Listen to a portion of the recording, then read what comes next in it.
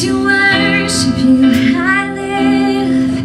To worship you, I live. I live to worship you.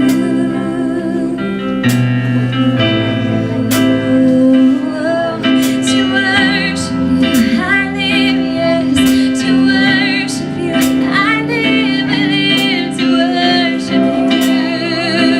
Sing it out.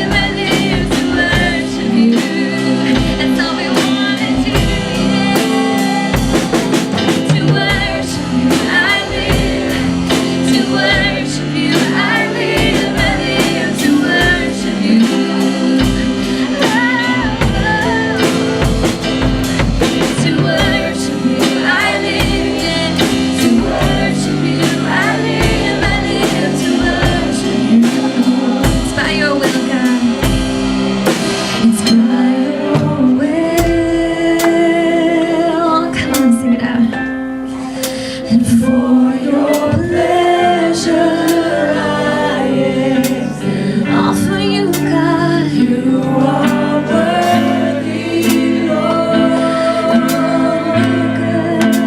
You are worthy, Lord. By your will I am here. By your will.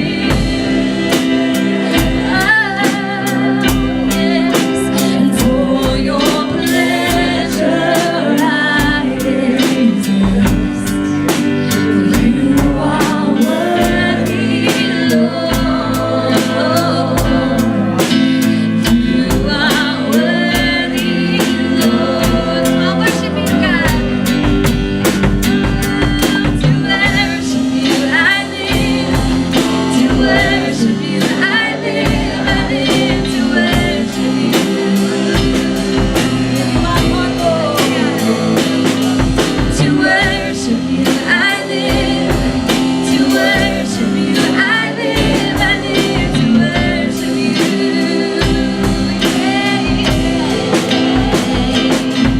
To worship you I live. To worship you I live. I live to worship you. Nothing else matters. No. To worship you I live. To worship you I live to worship you. Sing it out. Oh, yes. To worship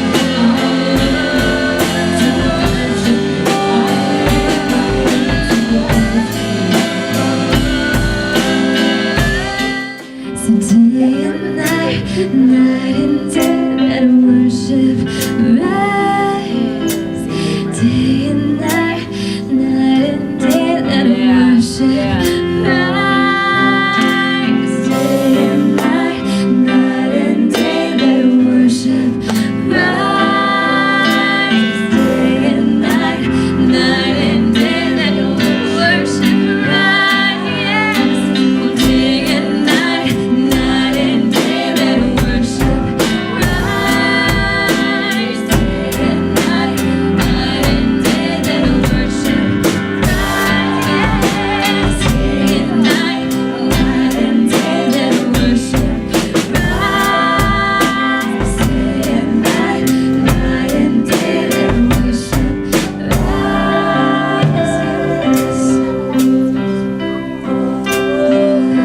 In every season, you're still God.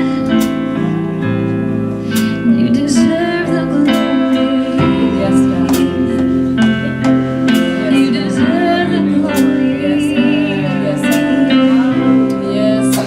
Would you just sing out your own song to Him? Who God has been to you? He has been the healer of the broken heart.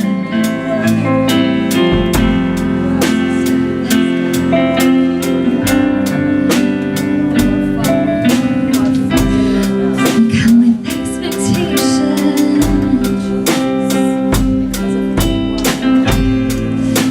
Yes, God. Come with expectation, Lord.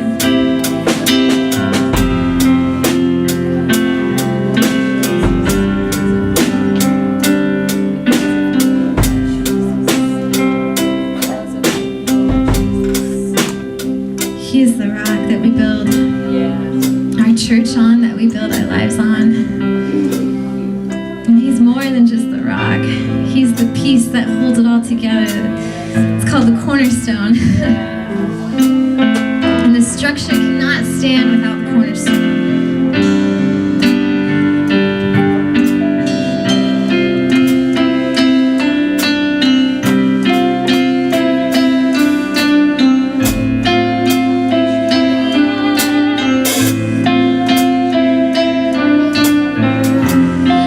Offer this song to you.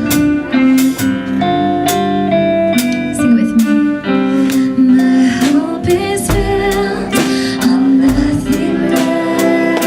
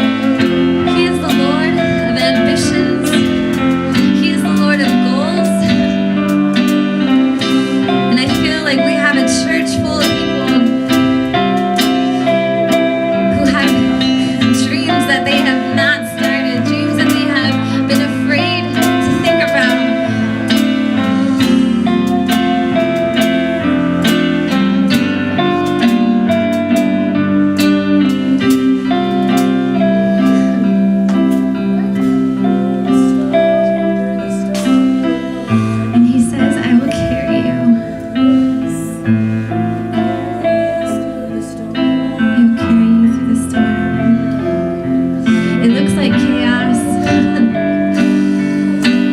But for a God who holds the universe, it's not chaos.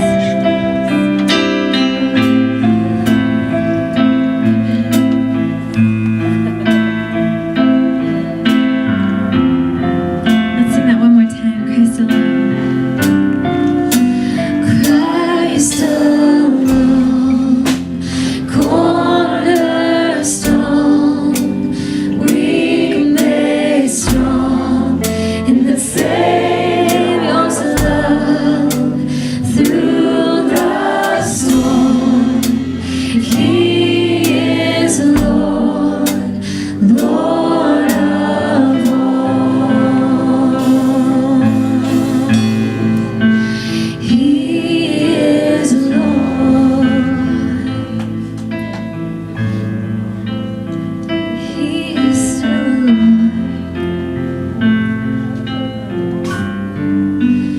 Lord of all.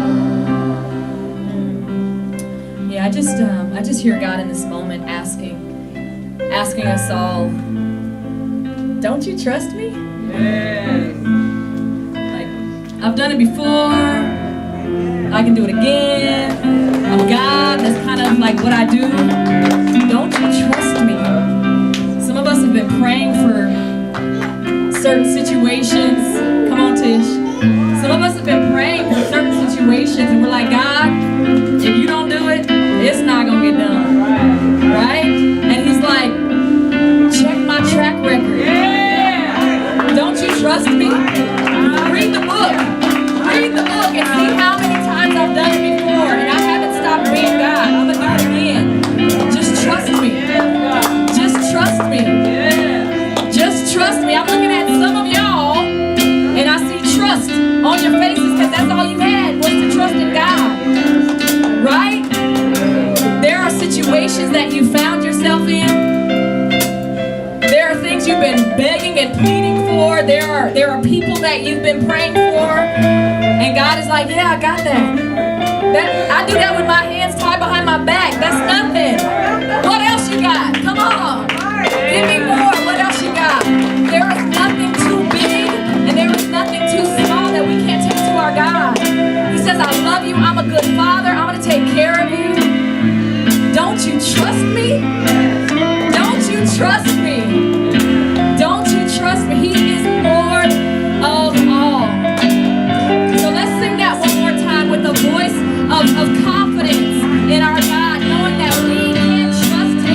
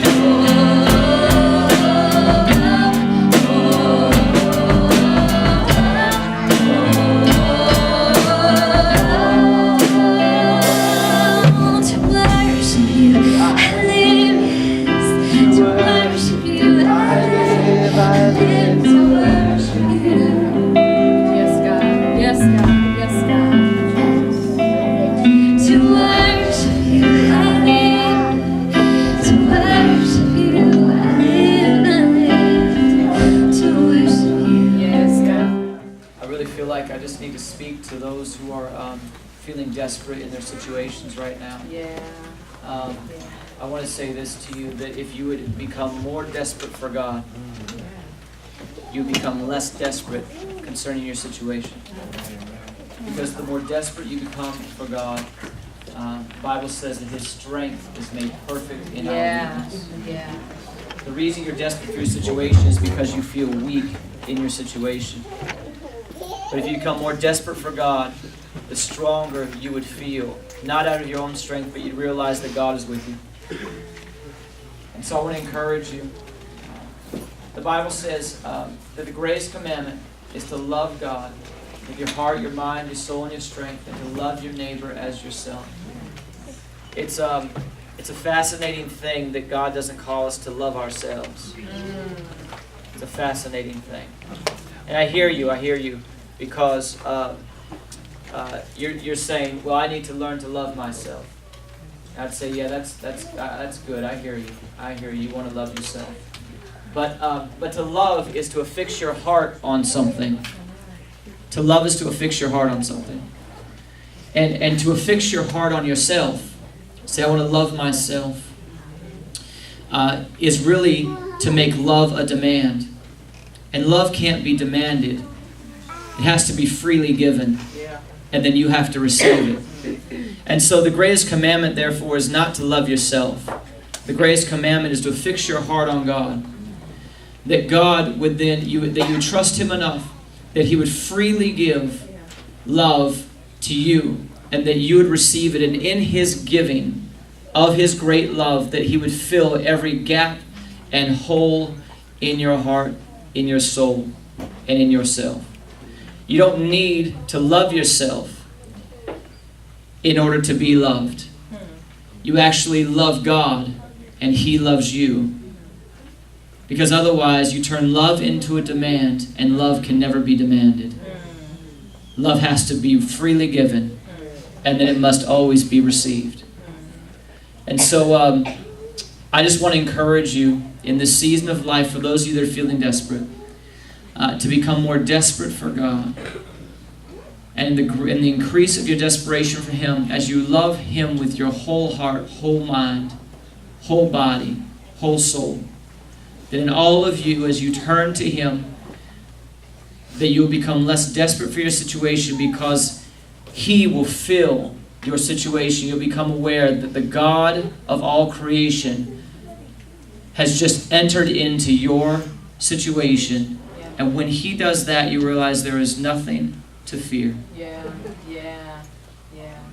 I am grateful for tonight. Tonight we have 3 individuals who are going to share tonight, and it is a wonderful, wonderful, wonderful occasion. We've been focusing this month on root work. I don't speak English very well, so I'm going to have to spell it for you. R-O-O-T, root work. And so this is something that we've been talking about as it relates to our theme of Flourish for 2016. And these 3 folks are going to share about how they have become rooted in this community. I want to talk a little bit about that after they finish during our debrief tonight. But these 3 folks have become rooted in the Lowell neighborhood. It's been a journey. It's been a process. Crystal's process, and she'll share it with you tonight. Crystal grew up in this community and has felt a call of God to never leave this community. She feels like God has called her here to invest her life in this community, the same community she grew up in. It's a powerful, powerful story. Hector, on the other hand, grew up in this community as well. But he left for a season. He left to be, because he enlisted in the military. And in leaving, it gave him a choice, an opportunity, a question he now had to answer. Because he now was no longer here, he had to answer the question, am I going to return? And he felt God calling him back to the same community he grew up in. And he's done that. Powerful story. And then there's a story of Matt and Beverly Ford. Bev is here tonight. Her husband Matt is working tonight. That's a whole nother story. It's a great story. But Bev is here tonight to represent her family. And Bev and Matt did not grow up in this community at all, actually. They grew up in a different part of the city, but felt God, heard His voice, called them as a family to move into this community. All three of them have become rooted in this community, and it's been a journey. So tonight they're going to share a little bit about that journey. So let me start off by saying I did not grow up in Fresno. I actually grew up in Shafter, which is a small town near Bakersfield, probably more like Selma for around here.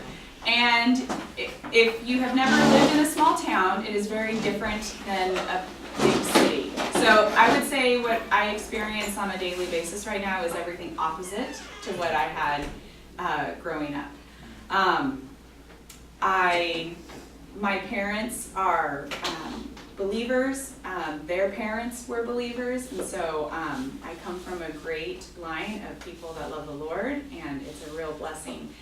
And I kind of grew up a little sheltered when I was young, and that was a parental choice my parents had, and I'm kind of doing maybe a little bit of the opposite of what they're doing, because my kids are exposed to a lot of things that I never crossed my mind when I was there. But I do it for a reason. So Matt and I lived in off of Ashland and Fowler in a nice little 4-bedroom house, little kitchen and living room area, backyard. And my husband, Matt, has been a youth pastor for the last 17 years, and part of his journey was to go to Fresno Pacific Biblical Seminary. And in going to classes, you have to read books, and one of his classes had him read a book called The Irresistible Revolution by Shane Claiborne. Shane Claiborne moved into downtown Philadelphia. He moved into a downtown area that by many people would not be a place that they would choose to live. And he did it because he knew God was at work there. And the other thing that was unique to Shane Claiborne's story is that he did it in community, he didn't do it alone. And so Matt read this book, and his friend Craig Blodgett, who's also in the picture right in the middle of the table, Matt was like, Craig, you got to read this book. Craig was also a youth pastor, and he's like, you got to read this book because I got to have someone to talk about it. Well, fast forward a bit, and that began a conversation that said, hey, what if we did something like that? What if we moved into a neighborhood that maybe some people judged inaccurately? And maybe we could live in community different than what's normal for our culture. In our culture, it's like, hey, open up your garage door, drive in, go inside, stay in your own little world. That was what my neighborhood was more like, where we lived in Clovis.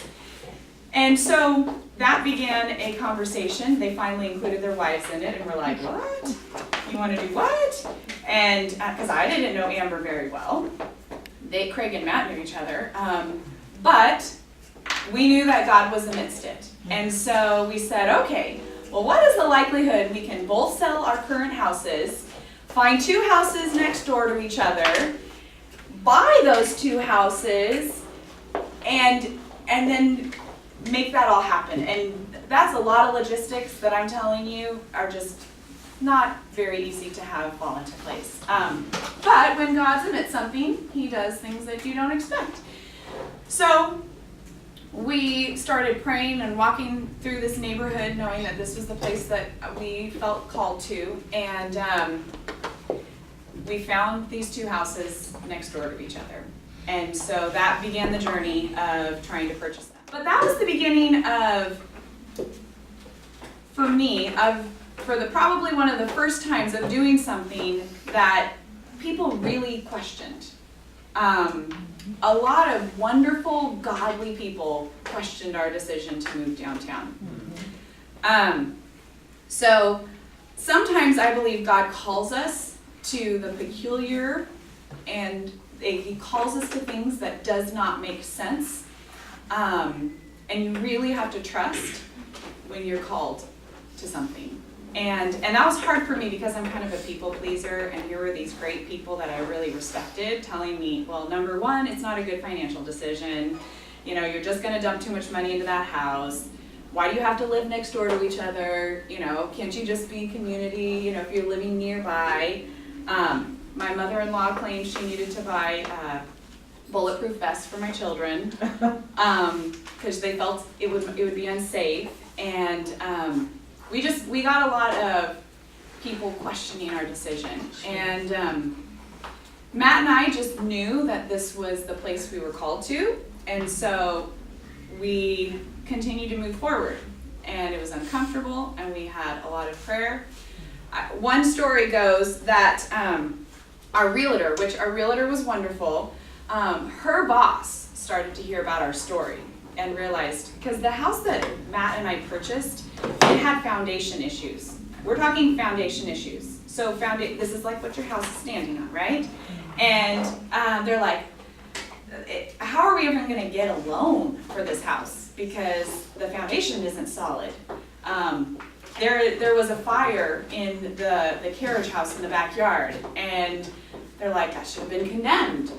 And so anyways, this head realtor guy really didn't think that we were making the right decision. He's like, listen, you can even move into that neighborhood. Just look at this house that's for sale.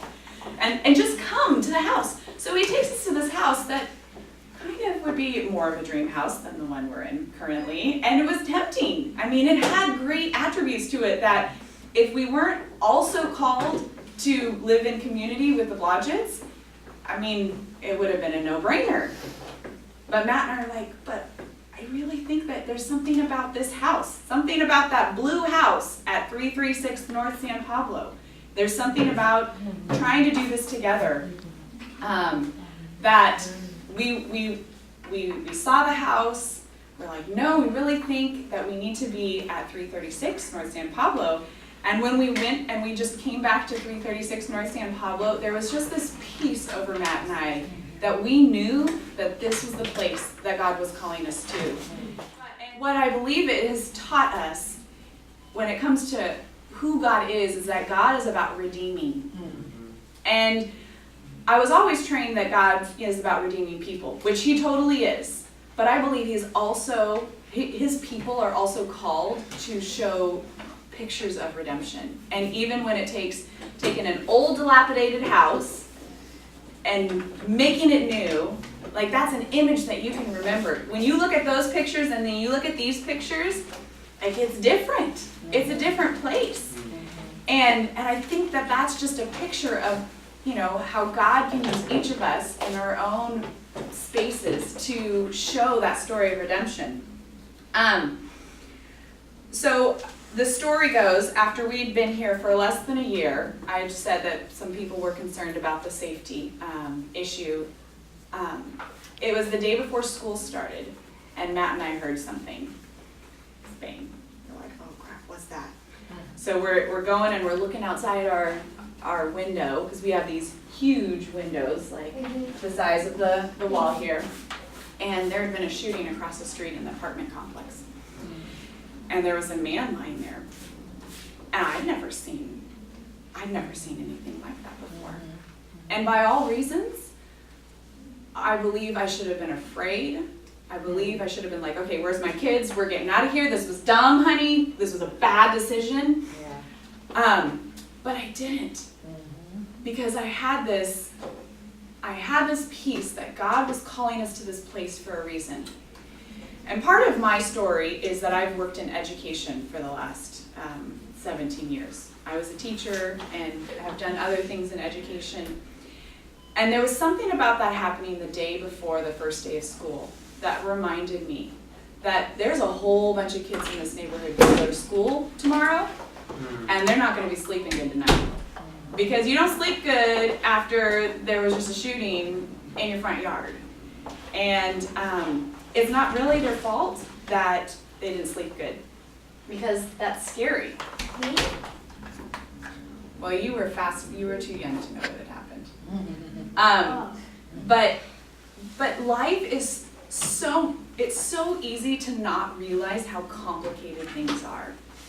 And it was just a reminder that it's typically more complex than you think.